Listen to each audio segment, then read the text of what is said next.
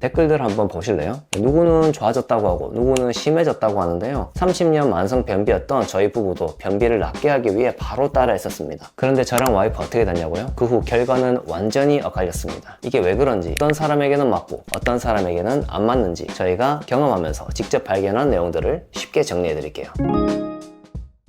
옛날에는 없었는데 그 소금 먹고부터 한참을 걸렸지. 가만히 보면 이제 보니까 한참을 걸렸네. 그냥 소금 끊고 나서 어떻게 됐는데? 소금 끊고도 변비가 좀 생겼었지 한참.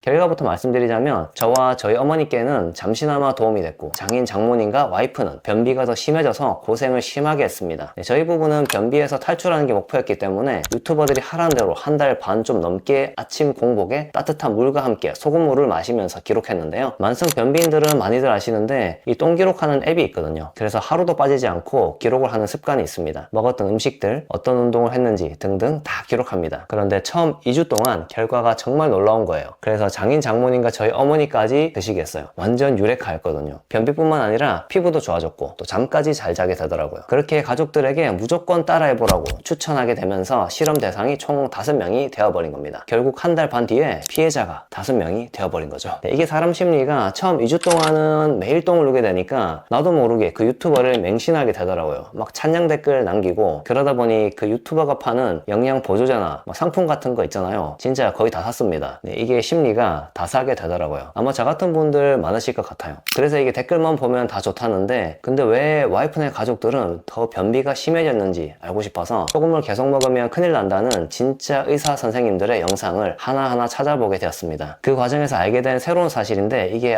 아이러니하게도 진짜 전문가나 의사 선생님이 아닌 유튜버들이 아침 공복에 소금물이 건강에 너무 좋다는 주제로 영상을 만들어 올리면 조회수가 너무 좋아요. 그런데 아침 공복에 소금물이 안 좋다는 영상은 조회수가 안 나오기 때문에 의사 선생님들은 이 주제를 잘 안 다루신다고 하더라고요. 게다가 소금물이 무조건 좋다는 유튜버들의 영상에는 당연히 그 유튜버의 팬들이 좋다는 댓글들을 더 많이 달겠죠. 영상에서도 그 사람이 나 계속 먹고 있는데 너무 좋다고 하고 그 사람의 팬들은 당연히 막 좋다고 댓글 남길 테고 아니면 저나 제 와이프처럼 한 2주 정도 효과를 크게 보고 너무 좋아서 기쁜 마음에 댓글을 남긴 사람들도 있을 거잖아요. 그런 분위기 속에서 효과 없다고 용기 있게 댓글을 남길 수 있는 사람이 몇이나 될까요? 그런데 의외로 그럼에도 불구하고 그런 찬양 일색일 것 같은 영상의 댓글들조차 반반인 경우가 꽤 많아요. 제 와이프의 경우처럼 실제로 먹어보고 변비가 더 심해졌거나 재발한 거죠.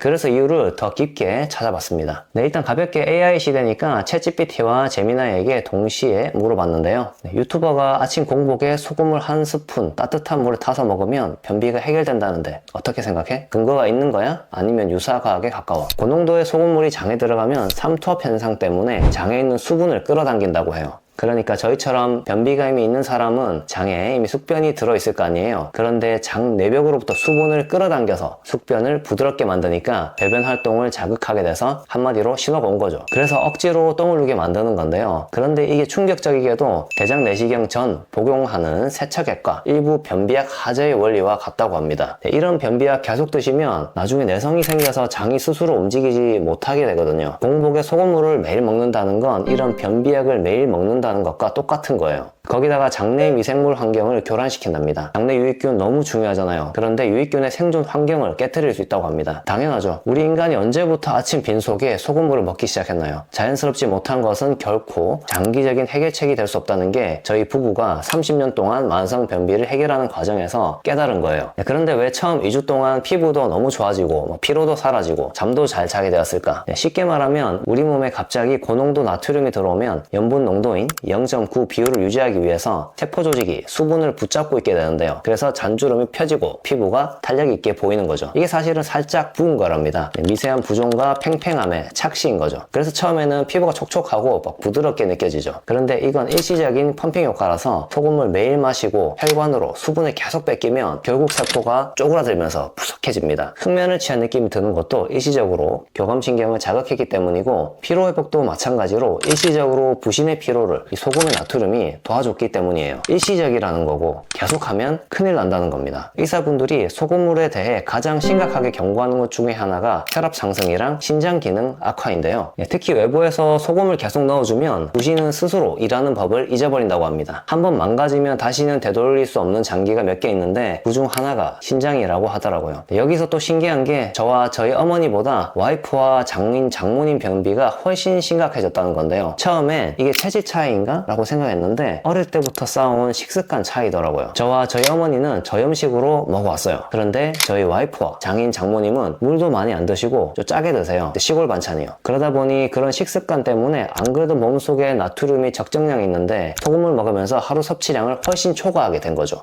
강성식 건강 먹거리 채널에 출연하신 이계호 교수님에 따르면 물을 너무 많이 마시는 분, 건강 생각한다고 싱겁게 드시는 분, 그리고 채소를 너무 많이 드시는 분은 의도적으로 소금을 드셔야 한다고 해요. 소금물이 아니라요. 너무 많이 먹어도 적게 먹어도 안 되기 때문에 한마디로 적정량은 먹어야 한다고 합니다. 그런데 그 기준이라는 게 5g이라고 하시더라고요. 세계보건기구 WHO에서는 성인 기준 하루 5g으로 제한한다고 합니다. 5g이면 티스푼 한 스푼 정도의 양인데요. 우리 신체 체액은 농도가 0.9%인데 그럼 물을 1리터 먹었으면 9g을 먹어야 하고 2리터 먹었으면 18g을 먹어줘야 된다는 말이에요. 그런데 내가 오늘 먹은 음식, 아니 점심, 저녁에 먹을 음식에 소금이 얼마나 들어있을지 모르잖아요. 지금 이 영상을 보시는 시간이 저녁 식사 후라면 여러분 이미 5g 드시지 않으셨어요? 특히 우리나라 음식 중 국이나 찌개에는 많은 양의 소금을 넣기 때문에 그날 국, 찌개, 국물까지 싹싹 긁어 드셨다면 오히려 소금이 아니라 물을 좀 드셔야겠죠? 짜게 드셨으니 몸이 균형을 맞추라는 신호를 보낼 거예요. 아마 물이 땡기실 거란 말이죠.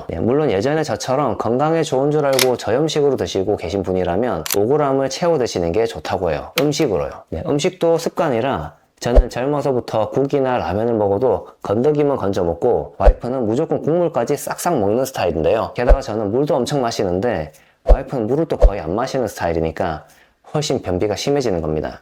그럼에도 불구하고 저희가 처음 소금물을 시도했던 2주 동안 효과가 있었던 것은 당시에 저희는 권장량도 안 먹고 있었거든요. 그러니까 적정량이 채워지니까 건강해진 것처럼 느껴지는 거죠. 그런데 일부 유튜버들이 사람의 개인차는 고려하지 않고 딱 몇 g을 아침 공복에 따뜻한 물에 타서 먹으라고 하니까 저염식 습관을 가진 저와 저희 어머니의 경우도 그렇고 일일 일식이나 간헐적 단식을 하던 저희 와이프의 경우처럼 권장 나트륨 양이 모자란 상태에서 먹고 처음에는 좋아진 것처럼 느끼다가 나중에는 나트륨 과잉으로 한 달 내내 토끼똥을 노는 사람이 생기는 거죠. 그리고 원래 적정량의 소금을 음식과 함께 드시던 장모님처럼 그냥 바로 처음부터 한 달 내내 딱딱한 변을 노는 부작용에 시달리는 사람도 생겼던 겁니다. 이렇게 평소에 적절히 짜게 먹거나 물 많이 안 드시는 분은 아침 공복이건 자기 전이건 유튜버들이 말하는 대로 매일 소금물 드시면 변비가 심해진다는 결론을 얻었어요. 물론 저처럼 저염식을 하던 사람도 음식으로 해결해야지 소금물을 먹었다가는 신장이 망가질 수도 있다는 사실을 새로 알게 되었습니다. 역시 매일 먹는 음식은 정말 중요합니다. 그렇다면 내 몸에 소금, 즉 나트륨이 필요하면 몸이 신호를 보내지 않을까요? 너무 짜게 먹으면 물이 땡기는 건 너무 당연한 신호잖아요. 그런데 짠 음식이 땡긴 적은 잘 없는데